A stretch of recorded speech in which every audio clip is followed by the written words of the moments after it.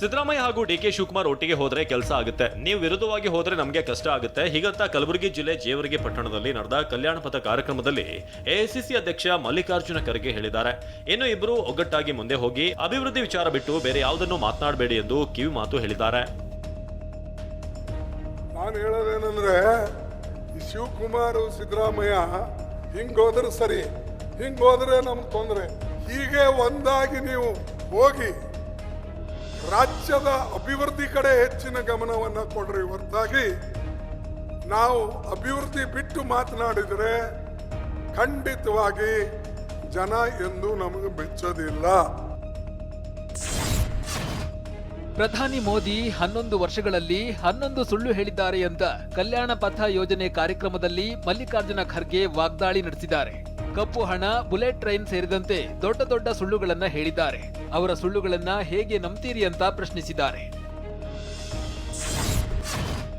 ರಾಜ್ಯ ಬಜೆಟ್ನಲ್ಲಿ ಕನ್ನಡ ಚಿತ್ರರಂಗಕ್ಕೆ ಸಿಕ್ಕ ಭರಪೂರ ಯೋಜನೆಗಳ ಬಗ್ಗೆ ಮೋಹಕ ತಾರೆ ರಮ್ಯಾ ಶ್ಲಾಘಿಸಿದ್ದಾರೆ. ಟ್ವೀಟ್ ಮಾಡಿದಂತ ಮಾಜಿ ಸಂಸದೆ ನಟಿ ರಮ್ಯಾ ಹಲವು ವಿಚಾರಗಳನ್ನ ಪ್ರಸ್ತಾಪ ಮಾಡಿದರು.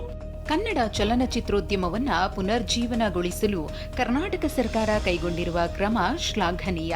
2025ರ ಆರಂಭದಲ್ಲಿ 75 ಚಿತ್ರಗಳು ಬಿಡುಗಡೆಯಾಗಿವೆ ಮತ್ತು ಯಾವುದೂ ಉತ್ತಮ ಪ್ರದರ್ಶನ ನೀಡಿಲ್ಲ.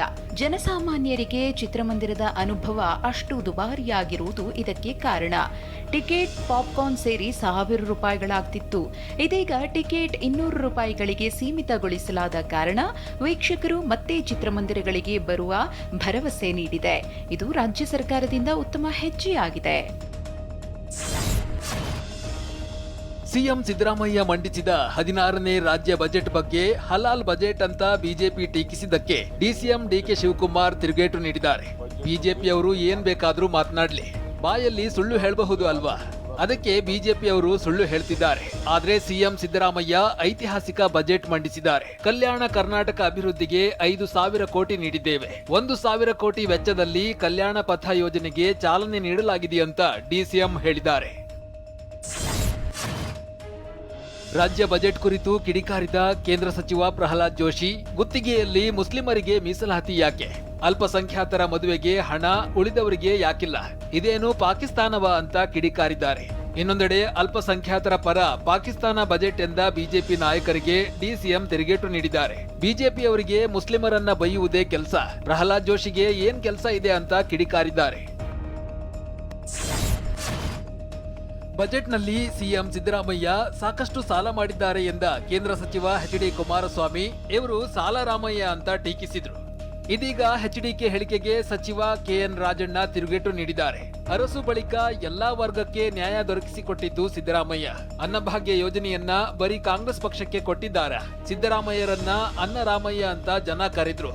ಅನ್ನಭಾಗ್ಯ ಬರೀ ಕುರುಬ ಸಮುದಾಯಕ್ಕೆ ಕೊಟ್ರಾ ಅಂತ ಪ್ರಶ್ನಿಸಿದ್ದಾರೆ. ಮಾಜಿ ಸಿಎಂ ಬಿಎಸ್ ಯಡಿಯೂರಪ್ಪ ಕುಟುಂಬ ಹಾಗೂ ಶಾಸಕ ಯತ್ನಾಳ್ ಬಣದ ನಡುವಿನ ಸಮರ ಮತ್ತಷ್ಟು ತೀವ್ರಗೊಂಡಿದೆ.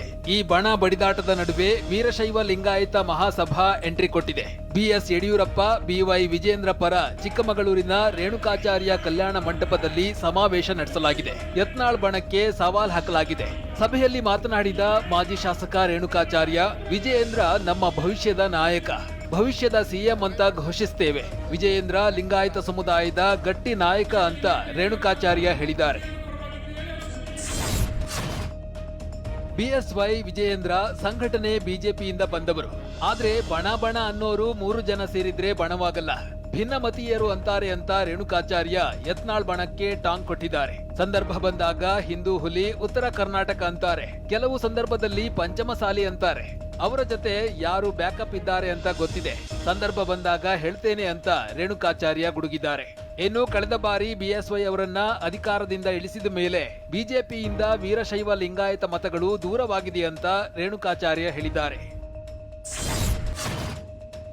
ಬಿಎಸ್ವೈ ಪರ ವೀರಶೈವ ಲಿಂಗಾಯತ ಮಹಾಸಭೆ ಸಮಾವೇಶ ಮಾಡಿದ್ದಕ್ಕೆ ಲಿಂಗಾಯತ ಮಹಾಸಭಾದ ಸದಸ್ಯರೇ ಆಕ್ಷೇಪ ಹೊರಹಾಕಿದ್ದಾರೆ. ಬೈಲಾ ಉಲ್ಲಂಘಿಸಿ ರಾಜಕೀಯ ಸಮಾವೇಶದಲ್ಲಿ ಭಾಗಿಯಾಗಿದ್ದಾರೆ ಅಂತ ಬಿಜೆಪಿ ರಾಷ್ಟ್ರೀಯ ಅಧ್ಯಕ್ಷರು ಬಿಜೆಪಿ ರಾಜ್ಯಾಧ್ಯಕ್ಷರಿಗೆ ದೂರು ಸಲ್ಲಿಸಿದ್ದಾರೆ.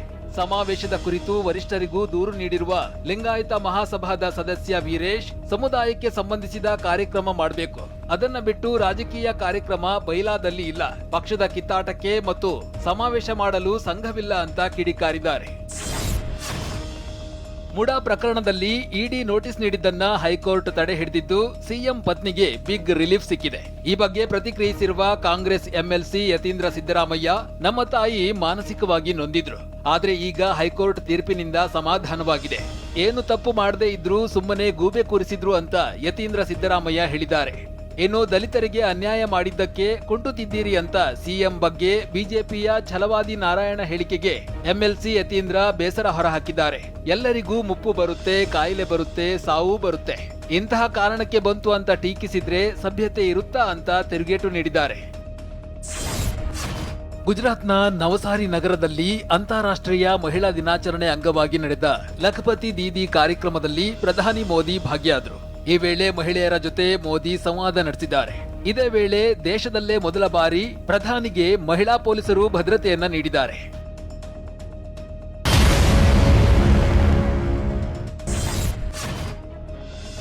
ಉಡುಪಿಯ ಕೊಲ್ಲೂರು ಮೂಕಾಂಬಿಕೆ ದೇಗುಲಕ್ಕೆ ತಮಿಳುನಾಡು ಸಿಎಂ ಪತ್ನಿ ದುರ್ಗಾ ಸ್ಟಾಲಿನ್ ಭೇಟಿ ಕೊಟ್ಟಿದ್ದಾರೆ. ಸ್ನೇಹಿತೆಯರ ಜೊತೆ ದೇವರ ದರ್ಶನ ಪಡೆದಿದ್ದಾರೆ. ಈ ಹಿಂದೆ ಉದಯನಿಧಿ ಸ್ಟಾಲಿನ್ ಸನಾತನ ಧರ್ಮ ನಿರ್ಮೂಲನೆ ಮಾಡಬೇಕು ಅಂತ ಹೇಳಿಕೆ ಕೊಟ್ಟಿದ್ರು. ಆದರೆ ದುರ್ಗಾ ಮನೆಯವರ ವಿಚಾರಧಾರೆಯಿಂದ ಅಂತರ ಕಾಯ್ದುಕೊಂಡು ದೇವಿ ದರ್ಶನ ಪಡೆದಿದ್ದಾರೆ.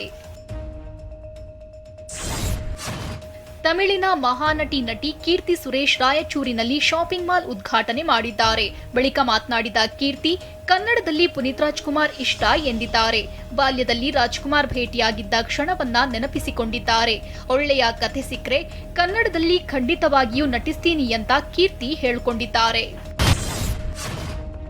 ಪವರ್ ಸ್ಟಾರ್ ಪುನೀತ್ ರಾಜ್ಕುಮಾರ್ ನಾಯಕರಾಗಿ ನಟಿಸಿರುವ ಮೊದಲ ಸಿನಿಮಾ ಅಪ್ಪು ಮರು ಬಿಡುಗಡೆಗೆ ಕೌಂಟ್ ಡೌನ್ ಶುರುವಾಗ್ತಲೇ ಎಲ್ಲೆಡೆ ಅಪ್ಪು ಬ್ಯಾನರ್ ರಾರಾಜಿಸುತ್ತಿದೆ. ಮಾರ್ಚ್ 14ರಂದು ಅಪ್ಪು ಮರು ಬಿಡುಗಡೆಯಾಗುತ್ತಿದೆ. ಅಪ್ಪು ಹುಟ್ಟುಹಬ್ಬಕ್ಕೆ 120ಕ್ಕೂ ಹೆಚ್ಚು ಚಿತ್ರಮಂದಿರಗಳಲ್ಲಿ ಚಿತ್ರ ಬಿಡುಗಡೆಯಾಗಲಿದ್ದು, ಅಪ್ಪು ಫ್ಯಾನ್ಸ್ಗೆ ಅಶ್ವಿನಿ ಪುನೀತ್ ರಾಜ್ಕುಮಾರ್ ಅವರು ವಿಶೇಷ ಗಿಫ್ಟ್ ಕೊಟ್ಟಿದ್ದಾರೆ.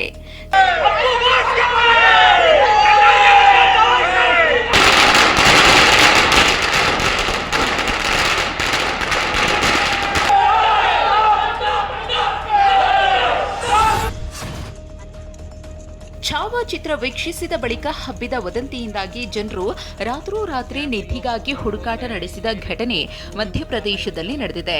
ಬುರ್ನಾಪುರದ ಆಸಿರ್ಗಢ ಕೋಟೆಯ ಬಳಿ ಮೊಘಲ್ ಕಾಲದ ನಿಧಿಯನ್ನ ಬಚ್ಚಿಡಲಾಗಿದೆ ಎಂಬ ವದಂತಿ ಕಾಡ್ಗಿಚ್ಚಿನಂತೆ ಹಬ್ಬಿದೆ. ಇದರಿಂದಾಗಿ ರಾತ್ರೋರಾತ್ರಿ ಟಾರ್ಚ್ ಹಿಡಿದ ಜನರು ಭೂಮಿಯಾಗಿದ್ದು ನಿಧಿಗಾಗಿ ಶೋಧ ನಡೆಸಿದ್ದಾರೆ.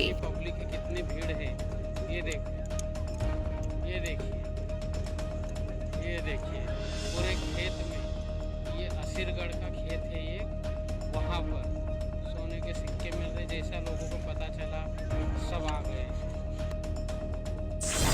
ಚಾಂಪಿಯನ್ಸ್ ಟ್ರೋಫಿ ಫೈನಲ್ ಪಂದ್ಯ ಟೀಂ ಇಂಡಿಯಾ ನಾಯಕ ರೋಹಿತ್ ಶರ್ಮಾ ಭವಿಷ್ಯ ನಿರ್ಧರಿಸಲಿದೆ. ನ್ಯೂಜಿಲೆಂಡ್ ವಿರುದ್ಧ ಸೋಲು ಕಂಡ್ರೆ ಏಕದಿನ ಕ್ರಿಕೆಟ್ಗೆ ನಿವೃತ್ತಿ ಘೋಷಿಸಲಿದ್ದಾರೆ ಎಂದು ಹೇಳಲಾಗ್ತಿದೆ. ಭಾನುವಾರದ ಪಂದ್ಯ ಗೆದ್ರೆ ರೋಹಿತ್ ಆಟಗಾರರಾಗಿ ಮುಂದುವರಿಯಲಿದ್ದಾರಂತೆ. ಭಾನುವಾರ ಚಾಂಪಿಯನ್ಸ್ ಟ್ರೋಫಿ ಫೈನಲ್ ಪಂದ್ಯ ನಡೆಯಲಿದೆ. ನ್ಯೂಜಿಲೆಂಡ್ ವಿರುದ್ಧ ಭಾರತ ಗೆದ್ದು ಬರಲಿ ಅಂತ ದೇಶಾದ್ಯಂತ ಪೂಜೆ ಪುನಸ್ಕಾರ ನೆರವೇರುತ್ತಿದೆ. ಉತ್ತರ ಪ್ರದೇಶದ ವಾರಣಾಸಿಯಲ್ಲಿಯೂ ಕ್ರಿಕೆಟ್ ಅಭಿಮಾನಿಗಳು ಹೋಮ ಹವನ ಮಾಡಿಸಿದ್ದಾರೆ. ಭಾನುವಾರ ದುಬೈನ ಅಂತಾರಾಷ್ಟ್ರೀಯ ಕ್ರೀಡಾಂಗಣದಲ್ಲಿ ನಡೆಯಲಿರುವ ಪಂದ್ಯದಲ್ಲಿ ನ್ಯೂಜಿಲೆಂಡ್ ವಿರುದ್ಧ ಟೀಂ ಇಂಡಿಯಾ 25 ವರ್ಷಗಳ ಹಿಂದಿನ ಸೇಡು ತೀರಿಸಿಕೊಳ್ಳಲು ಸನ್ನದ್ಧವಾಗಿದೆ. 2000ನೇ ಇಸ್ವಿಯಲ್ಲಿ ನಡೆದ ಫೈನಲ್ ಪಂದ್ಯದಲ್ಲಿ ಭಾರತವನ್ನು ಮಣಿಸಿ ನ್ಯೂಜಿಲೆಂಡ್ ಟ್ರೋಫಿ ಜಯಿಸಿತ್ತು.